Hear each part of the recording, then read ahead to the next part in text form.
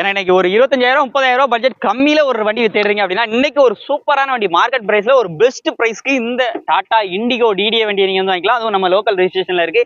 ஜானனா வந்து டீடைல்ஸ் சொல்லுங்க. 2009 model second owner Tata indigo ஒரு டிடிஏ இன்ஜின் தான்.